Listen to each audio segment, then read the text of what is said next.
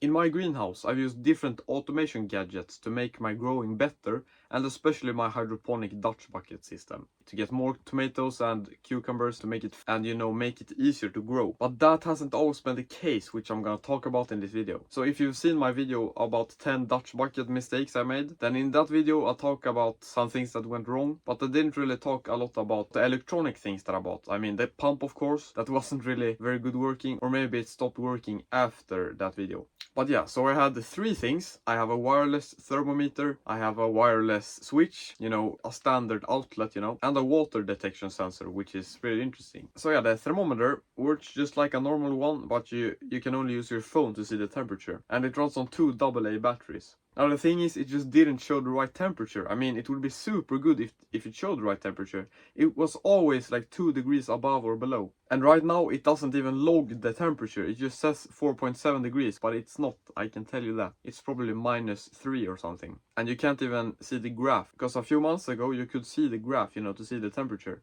but now you can't. And maybe that has something to do with the battery. I mean, it consumes a lot of battery actually. So that's another thing. It's much better to have something that's plugged in, or at least just doesn't consume as much battery. And all these three things I bought from AliExpress, so don't buy that wireless thermometer and get something better instead, because in that case the quality is kinda more important than the cost actually, in my case. Now the second thing I bought is this. This is a switch, a wireless one, and it's also from AliExpress. Not the best quality, but it actually does its job, which is very nice. It switches on. It's absolutely not waterproof or anything, but it does its job pretty well. I don't know how long it will last, but we're gonna see that. And in this case as well, it's probably better to buy something that's higher quality, but it has done its job. Now this I plugged my pump into this, so I can do intervals. I can do that the pump is on for 10 minutes, then it's off for 30 minutes or something like that, which is good if you don't want to use the pump all the time, because you don't really need to do that. But I also use that in combination with this. So this is a water sensor. This detects when there's water, electrical currents go through this. So that sends a signal, and primarily this is used for, water leaks. But you can also change in the app so that if it doesn't detect water, then something will shut off. So then I connected this to this. So when the water in the reservoir is too low, then the pump will shut off so that it doesn't run dry, which happened to me a lot of times. I mean, I have a very small reservoir, which I'm gonna change in the future. So this is what I have bought. But there's also a couple things that I'm planning to buy. First of all, these automatic open and close hinges that you can put on the window, and then when it gets hot in the greenhouse, it will open and then it closes when it gets colder, which is super smart.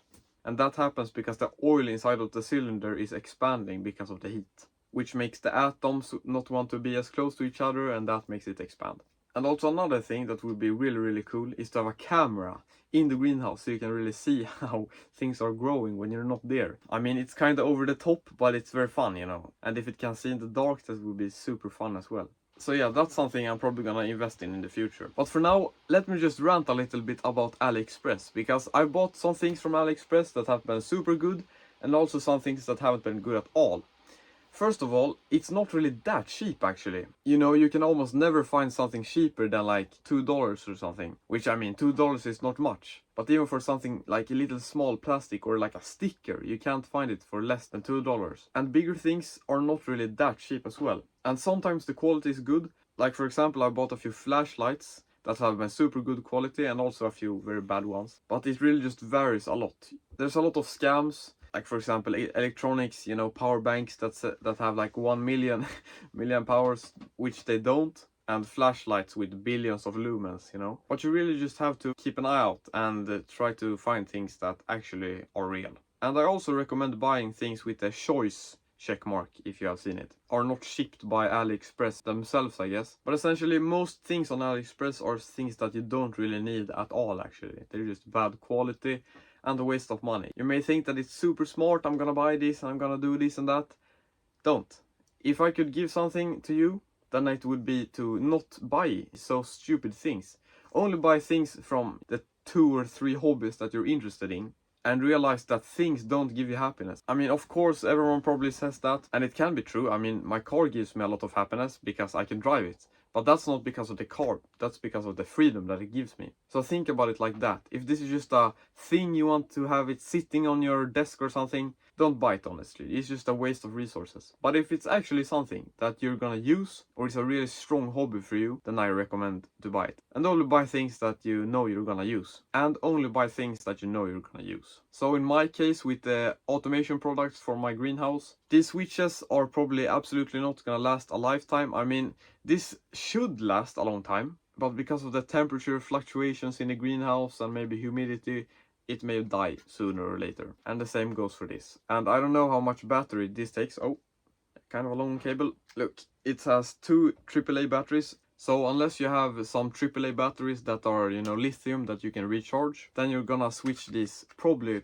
quite often, like maybe 2 or 3 times per season. So yes, if you're interested in these hydroponic and Dutch bucket systems, like I am, like I'm completely hooked on this for some reason. I don't know why. It's just so fun to work with both technology and growing. I love plants, seeing things grow, and also technology.